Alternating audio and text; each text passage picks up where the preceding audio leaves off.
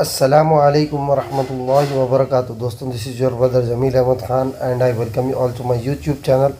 उम्मीद करता हूँ कि आप सभी लोग खैरियत से होंगे, अल्लाह की अमान में होंगे। दोस्तों, मार्केट क्यों गिर रहा है और इस समय हम लोग क्या कर सकते हैं, वो सारी चीज़ मैं आपको इंशाल्लाह ताला 5 मिनट के अंदर अंदर समझाने की कोशिश करूँगा। तो वीडियो को बने रहिए और उन तमाम लोगों के साथ शेयर करिए जो परेशान है मार्केट की गिरावट की वजह से। तो let us begin our video without wasting any. दोस्तों, मार्केट गिरने के 3 मेजर रीज़न्स हो सकते हैं। सबसे पहला रीज़न है इंडिया यूएस का ट्रेड डील। ये दोनों पिछले कई दिनों से जो है टेबल पे बात तो कर रहे लेकिन खुलासे पे नहीं आ रहे। इन दोनों के बीच में कुछ भी बॉटम लाइन नहीं बन रही, कंक्लूजन कुछ भी नहीं आ रहा। मेन रीज़न ये हो सकता है दोनों के बीच में जो है इंडिया के कुछ शराइत यूएस नहीं मान रहा और यूएस के कुछ शराइत इंडिया नहीं मान रहा। फॉर एग्ज़ाम्पल, अब जैसा यूएस में अनएम्प्लॉयमेंट रेट बहुत बढ़ चुका है, जिसकी वजह से यूएस ये चाह रहा है कि अपने खुद के सिटीजन्स को, खुद के नागरिकों को वो जॉब देगा। और बहुत से जॉब्स जैसे कि आईटी के सेक्टर के जॉब से वो जो है यूएस इंडिया को आउटसोर्स करता है। आउटसोर्स यानी कि इंडिया में बैठ के कंपनीज जो है जैसा कि इन्फोसिस है, आपका टेक महिंद्रा है, विप्रो है और टाटा कंसल्टेंसी सर्विसेज है, टीसीएस, ये सारे कंपनीज क्या करते हैं, यूएस से अपना प्रोजेक्ट्स ला के इंडिया में करके उनको देते। तो अगर ये बंद हो जाएगा तो ट्रम्प ताऊ जो है मुश्किल में पड़ सकते। क्यों बोल तो अगर वो यूएस को के लोगों को जॉब देंगे तो यूएस के कंपनीज का कॉस्ट बढ़ जाएगा और वो it's a loss for them. तो कुछ चीज़ें ऐसी है। और मिसाल के तौर पर अब इंडिया क्या है, कुछ चीज़ें यूएस से इंपोर्ट करता है और इंडिया में जो है एग्रीकल्चर सेक्टर बहुत अभी उसका प्रोडक्शन बहुत ज़्यादा है।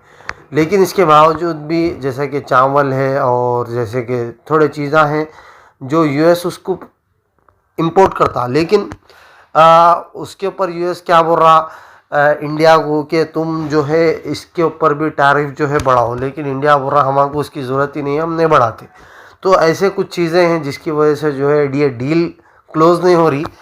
तो इसकी वजह से जो है एफआईआईज, डीआईआईज और जो बड़े ऑपरेटर्स है, मार्केट के जो बड़े खिलाड़ी हैं, उन लोगों में एक पैनिक क्रिएट हो गया उन लोगों में जो है, जिसकी वजह से एफआईआई से अगर आप देखेंगे लगातार अपना माल बेचते जा रहे।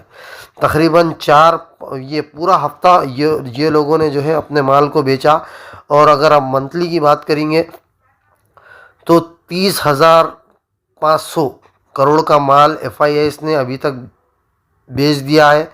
और हालांकि डीआईएस उसके एवज माल को ख़रीद रहे हैं, लेकिन ये बड़ी वजह ये हो गया दूसरा रीज़न। तीसरा रीज़न है जो है Q1 के रिज़ल्ट्स 2025 के, जो कि बहुत ख़राब आ गए, ख़ास करके एफएमसीजी सेक्टर। एफएमसीजी सेक्टर का मतलब जो रोज़मर्रा के जो सामान बेचने वाली कंपनी है जैसे कि तेल, साबुन, शैम्पू वगैरह, उसके कंपनीज़ के जो रिज़ल्ट्स है बहुत ख़राब आए हैं। इसका मतलब ये है कि लोगों का जो इसका मतलब ये है कि इन कंपनीज़ का माल बहुत कम बिका। माल कम बिकने की वजह ये हो सकती है जो एंड यूज़र है, जैसा कि इंडिया का नागरिक है, उसके पास उतने पैसे नहीं है पहले के अवस जो कि उतना माल ख़रीद सके, जिसकी वजह से एफएमसीजी, आईटी का सेक्टर, अभी आईटी के एग्जांपल दिया मैं, जिसकी वजह से ये पूरे रिज़ल्ट्स ख़राब है, जिसका इम्पैक्ट जो है हमको मार्केट में दिखा। और मार्केट तकरीबन 1% गिरी कल मार्केट, अगर आप देखेंगे यहाँ पर।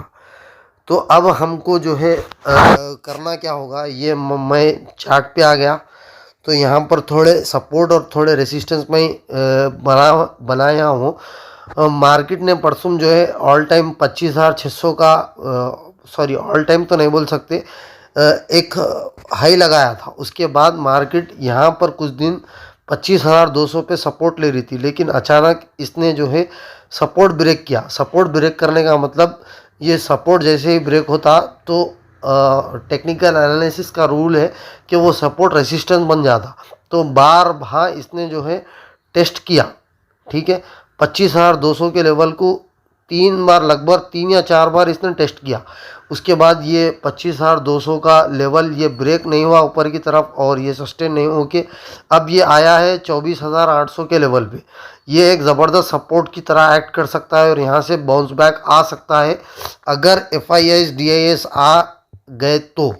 अगर ये नहीं आए और इनकी बिकवाली चालू रही तो ये भी लेवल टूट जाएगा और अगला लेवल जो बन रहा है वो है 24,400 का। तो इसका मतलब ये है कि अगर जो है ये 24,800 का जो लेवल है, यानी कि 24,800 बोल लो, 24,750 बोल लो, ये अगर ब्रेक हुआ तो हम इसमें शॉर्ट सेलिंग करेंगे और जो है अगर अपना होल्डिंग का माल जो है प्रॉफिट में है तो हम निकल जाएंगे। अगर होल्डिंग का माल जो है नेगेटिव में है तो हम जो है सब शॉर्ट सेल खेलेंगे। हलाल शॉर्ट सेलिंग की अगर आप वीडियो नहीं देखे तो प्लीज़ देखो, जाके खेल के हम अपने पैसे बनाएंगे।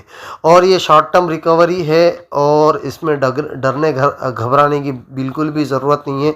जैसे ही डील क्लोज़ होगी और जैसे ही FII DIA वापस आएंगे तो ये जो है 25,200 को क्या 25,600 को भी तोड़ के 26,000 भी जा सकता है।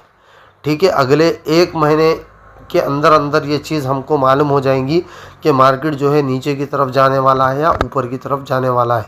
अगर अब शॉर्ट टर्म के लिए हाल फिलहाल के लिए अगर 24,750 का लेवल टूटेगा तो हम इसमें शॉर्ट सेलिंग करेंगे और अगर प्रॉफिट में है तो अपने माल को निकालेंगे। तो उम्मीद करता हूँ ये चीज़ समझ में आ गई होंगी, मार्केट का रीज़न भी समझ में आया होगा। पैनिक की कोई बात नहीं है, ये छोटा मोटा करेक्शन है, ये आते रहता मार्केट में, तो इससे घबराने की ज़रूरत बिल्कुल भी नहीं है। तो मैं मिलता हूँ अगली वीडियो में, तब तक के लिए अपना खूब ख्याल रखिएगा। अल्लाह हाफ़िज़। अस्सलामु अलैकुम व रहमतुल्लाहि व बरकातहू।